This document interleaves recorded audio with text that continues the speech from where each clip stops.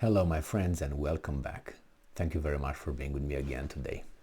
Unsurprisingly, Mr. Bolsonaro, the former president of Brazil, refuses to concede the results of the fair, free and credible, that's what Biden said, elections in Brazil. These were Biden's words when he congratulated Lula da Silva that they were fair, free and credible. Must be. So, Bolsonaro refuses to concede. I didn't expect anything less. That's one thing. And it seems like in 18 little states, or however they call them over there, I made I made a video on them. 18 were blocked. The roads were blocked. So I don't know, the army is going to get in, who's going to clear the roads, I don't know, the truck drivers and Bolsonaro's supporters are starting a little revolution. So this article comes from The Week, but you can find the same thing in many other media outlets. It's from the 31st of October 2022. Bolsonaro refuses to concede Brazilian presidential election. As I said, unsurprisingly. While it was projected Sunday that leftist politician Luiz Inácio Lula da Silva would be the next president of Brazil, his opponent, incumbent President Jair Bolsonaro, has still refused to concede the election. Lula's victory, which was announced by the country's superior electoral court, comes following a contentious and down-to-the-wire race between the two candidates.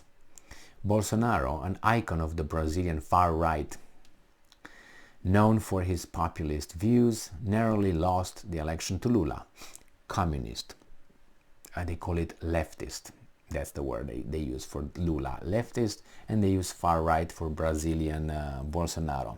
But I tell you, Lula is a communist. Check his bio, check his life, check his activities, and figure out how many times you find over there communism and the communists and his friends. All right? Has previously served as a president, Lula, from 2003 to 2010, and he was ousted because of corruption charges. Yes, I don't know if these guys are saying that. No, they don't. And he is now set to be inaugurated for a third term, like Putin. But Putin is a dictator. This guy somehow is a democratic elected person. I don't know why, but elections occurred in Russia, elections occurred in Brazil. But in Brazil won the person who some people wanted to win, therefore is free, fair and credible. Putin won the third term, must be rigged and all this and all that. So Putin, because he's got the third term, in between was Medvedev, must be dictator and all that. And he doesn't do anything that is not constitutional, by the way. So if you find that in the constitution that he can't do that or he can't run again, let me know, okay? And you will not, because you will not find it. Don't give me what other people said. Just read it for yourself. And I know you will, if, or you believe me. Trust in me, just in me. You know, like that Mowgli Jungle Books, the original, with Ka, the snake. Trust in me, just in me. All right, believe me. Not.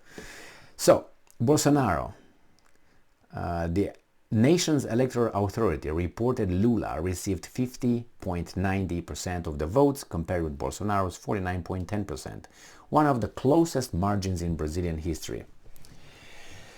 In the United States, it's the same. And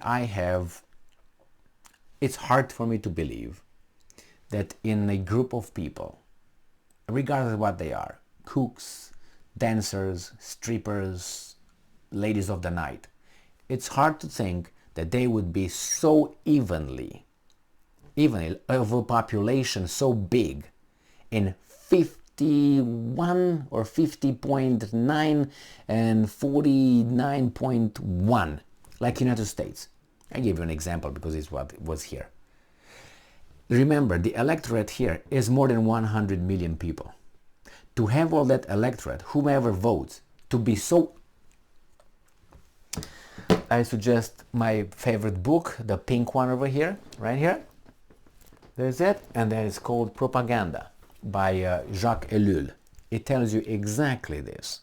It explains to us how that in this United States you have only two parties, A or B, good or evil, no gray, and they have this 50-50.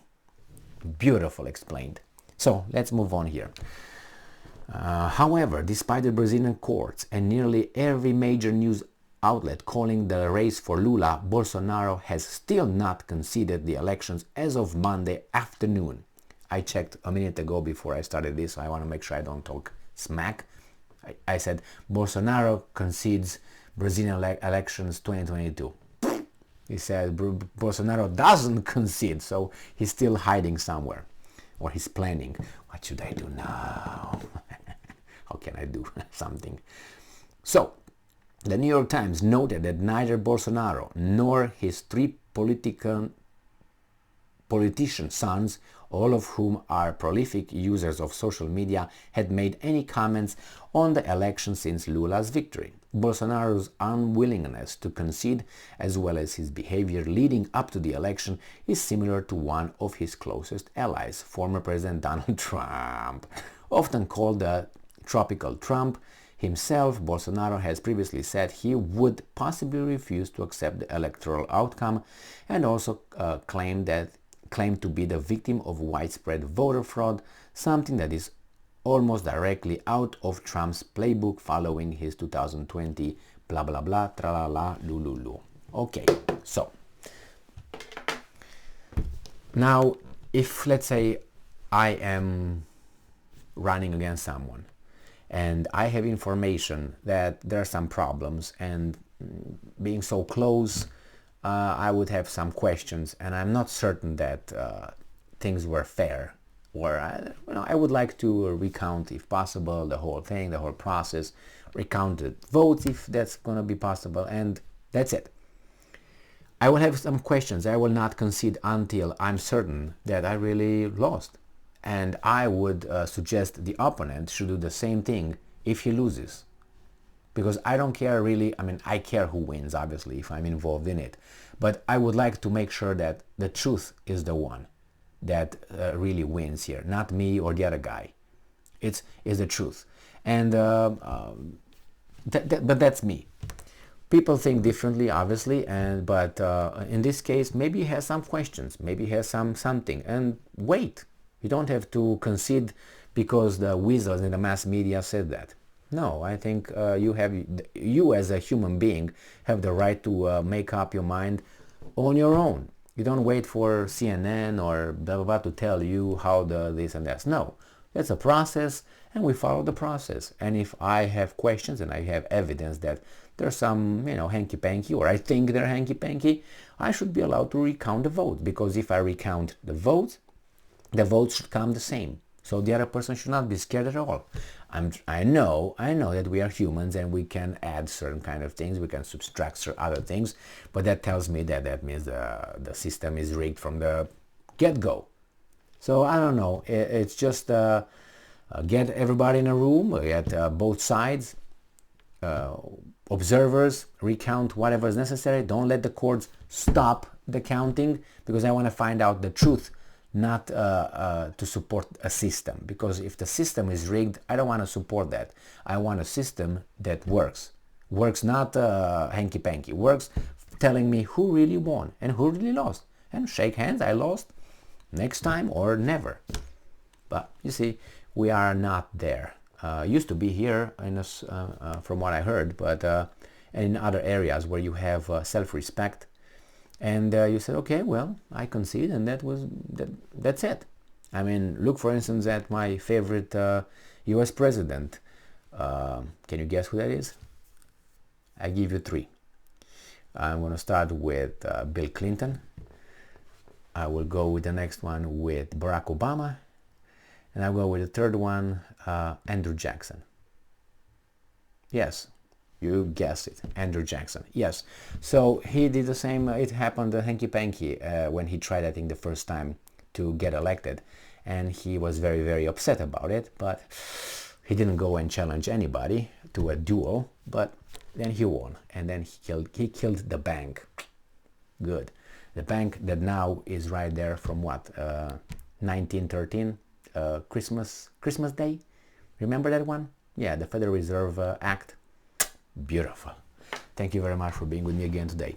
Stay strong, stay smart, look for the truth, and be just.